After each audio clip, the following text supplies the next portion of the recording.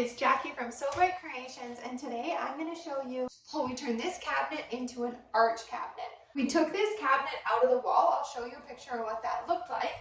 I sanded the cabinet down, primed it, and then painted it white with my paint sprayer. We're going to put it back in the hole and then turn it into an arch. Here we go. Our local newspaper did an article on me last summer, and I printed it out, wrote a little blurb about us, and I'm going to put it in this hole in the wall here. If anybody ever opens this up one day, they'll see it.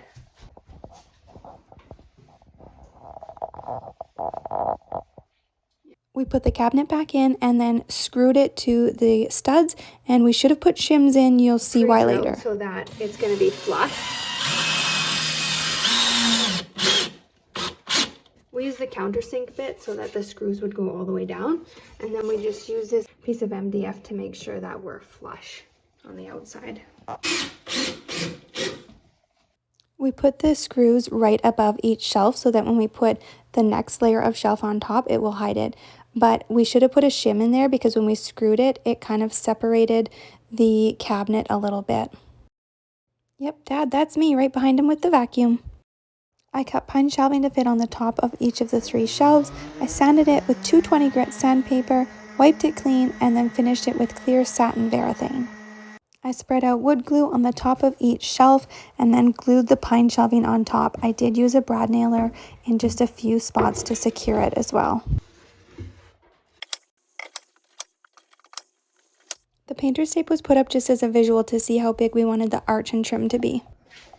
Okay, we cut out a piece of cardboard, and we're going to use this as a template to make sure that we get the arch right.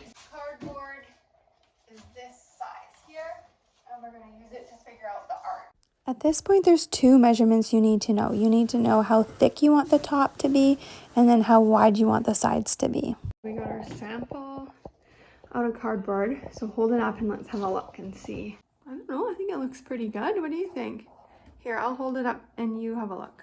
Unfortunately, we had to buy this huge sheet of MDF. It is 5/8 of an inch. Super heavy. We're going to use the table saw to cut it down. Okay, to figure out the arch, what we did is we first found the center of the board, marked the center at the bottom and the top, and then we found where we want this edge to be, which is 1 3/4 inches, and we marked that. And then we measured from here to here. We used a scrap little piece of wood, so our holes line up at center and then this outside edge. And then we're going to put this through to draw the arch. Banger in, or that part, because we're going to cut it out, right? I'm going to start here. You might want to put that lead down just a little bit. I got it pretty. Okay? Yeah. Ready? Oh, it's not. We're a little bit off here. We couldn't figure out why. And this is why, because the hole's wrong. So we're going to erase this and do it again.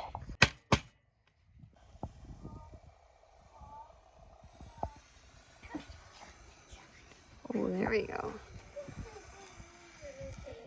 Hey. You ready? Give her. I don't want to mess it up.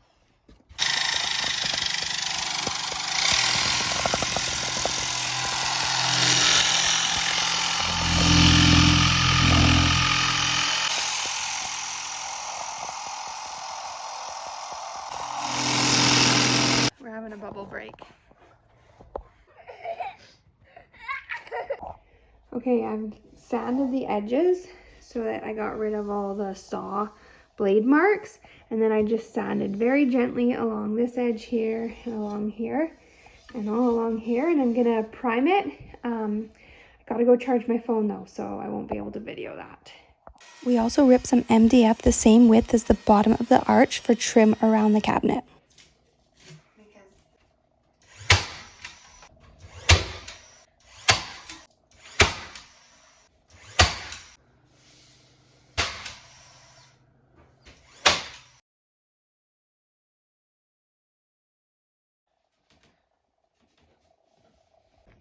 This is what the MDF looks like.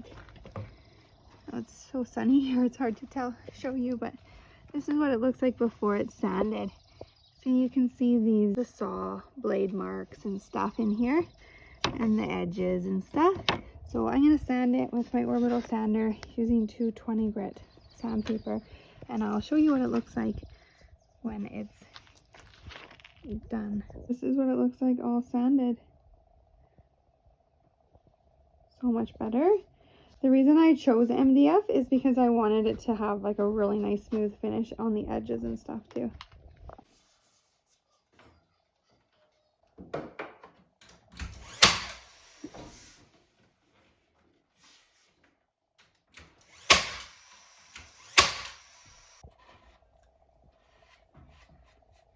I filled the nail holes with wood glue and then the seams around the outside edge with caulking.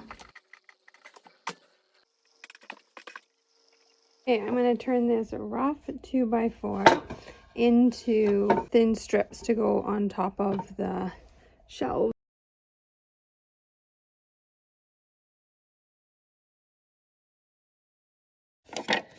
Okay, so that's pretty good. It could maybe even be a little bit thicker. But I need to adjust this width here. So I think it's got to be down to here. So I'm going to have to rip the board this way. And then I can slice off slivers. I just noticed something. Look at all these little... It's because it's bugwood. And normally I wouldn't care, but I want this to be really nice, and that's not nice. I think I'm going to redo it. I'm glad I took the time to recut them. This is what it would have looked like. This is what it looks like now. So much better.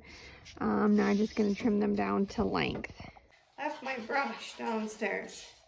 I've gone up and down the stairs so many times, I ain't going back down to get it. No, no, no, no, you don't.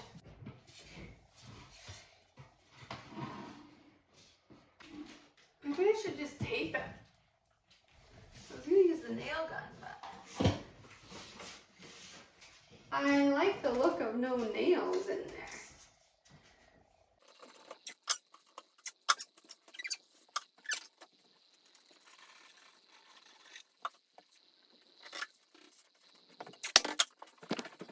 Here it is. I was really nervous about starting this project, but I'm truly so happy with how it turned out. Now the fun part begins, which is decorating. Make sure to like this video and subscribe if you want to see what's next.